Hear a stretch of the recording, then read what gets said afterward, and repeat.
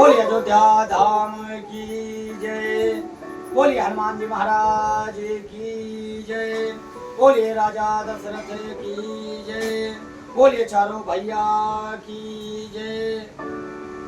बोलिए संत समाज की जय। नीम करौली बाबा को तो आप सभी लोग जानते होंगे। नीम करौली बाबा की इतनी महिमा है कि समझ लीजिए साक्षात हनुमान जी महाराज उनके ऊपर विराजमान हैं और प्रभु श्री राम के दासरी नीम करौली बाबा। एक समय की बात है कि जब उन्होंने बिना टिकट के ट्रेन की यात्रा कर रहे थे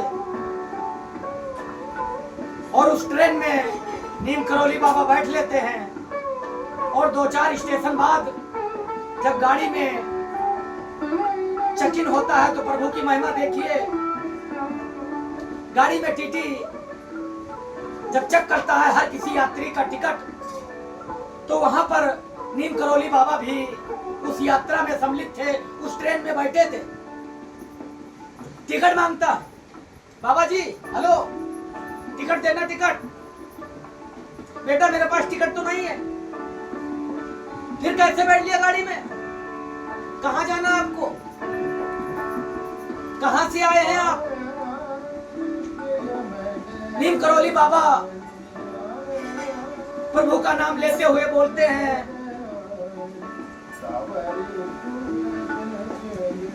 मैं टिकट नहीं लिया हूं।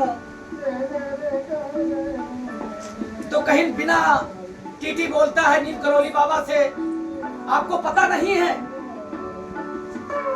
बिना टिकट के रेल यात्रा दंडनीय अपराध है। आपको पता होना चाहिए कि आप बिना टिकट के आप यात्रा नहीं कर सकते। नीम करौली बाबा को आज जहां कैंची धाम बना हुआ है उसी जगह पे ट्रेन रुकती है,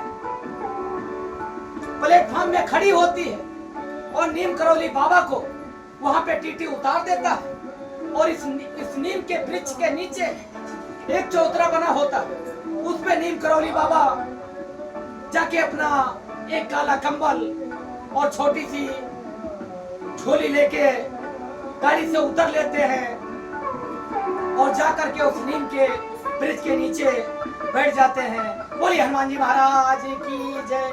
नीम के नीचे बैठ जाते हैं।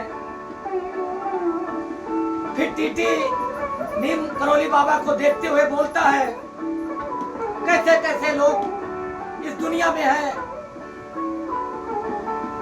क्योंकि साफ शब्दों में लिखा होता है कि बिना टिकट यात्रा दंडनीय अपराध है। तो नीम करौली बाबा प्रभु का नाम सुमिरते हुए एक जगह पे प्रभु का सुमिरन कर रहे थे और जब समय आता है गाड़ी की आगे बढ़ने की,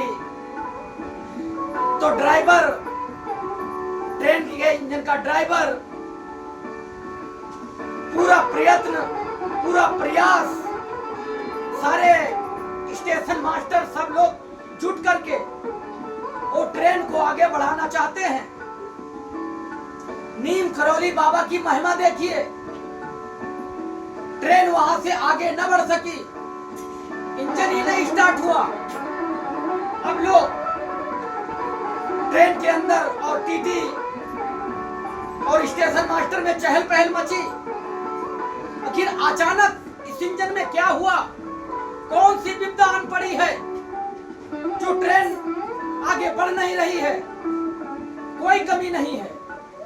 फिर इंजीनियर को बुलाया जाता है, बड़े बड़े इंजन बनाने वाले व्यक्ति को बुलाया जाता है वहां पर कि देखिए इस इंजन में, इस गाड़ी में क्या हो गया। बड़े बड़े मिस्त्री, बड़े बड़े जानकार फेल हैं। फिर उस ट्रेन का एक बुढ़ा व्यक्ति बोलता है कि जिस बाबा को आपने हाथ पकड़ करके और ट्रेन से बाहर धक्का देके निकाल दिया है, आपने कई स्टेशन उस पार उनको, वहां से वो बैठे थे, आप उनको ट्रेन से बाहर उतार दिया बिना टिकट के। क्या हो सकता है उन्हीं की वजह से तो ट्रेन नहीं रुकी है। लोग आपस में विचार करने लगते हैं और टीटी को धमकाने लगते हैं। ट्रेन की जनता बोलने लगती है कि जा करके शायद हो सकता है परमात्मा का यही इच्छा है, प्रभु की यही इच्छा है, हनुमान जी की यही इच्छा है, जा करके और नीम करौली बाबा के पैर में टीटी और मास्टर जाकर के ट्रेन मास्टर और टीटी और पुलिस दरोगा वहां पे नतमस्तक होते हैं, बोलते हैं क्षमा प्रभु क्षमा। चलिए आप उस गाड़ी में आप विराजमान होइए, हमारी गाड़ी आगे नहीं बढ़ रही। तो नीम करौली बाबा बोलते हैं जाइए आप, मेरे पास टिकट नहीं है, मेरे पास पैसे नहीं है, मैं इसके आगे नहीं जा सकता।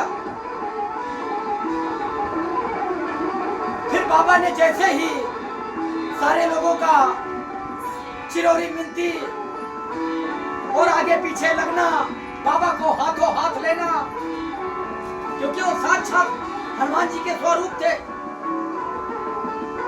दिन भर में जो नीम करौली बाबा का सुबह से लेकर शाम तक किसी भी समय 11 बार नाम ले लिया तो समझ लीजिए घर में कोई प्रकार की ग्रह कलेश घर में नहीं हो सकता। नीम करौली बाबा की इतनी महिमा है, अपरंपार महिमा है प्रभु की। जिस ट्रेन पे यूं ही जैसे बाबा कदम रखते हैं नीम करौली बाबा, वैसे ही ट्रेन चल देती है। तो जितने भी, हर किसी को हल्के में नहीं लेना चाहिए। किसके हृदय में, किसके अंदर कौन व्याप्त है, इसकी कोई गारंटी नहीं है। बोलिए हनुमान जी महाराज की जय, बोलिए अयोध्या नाथ की जय।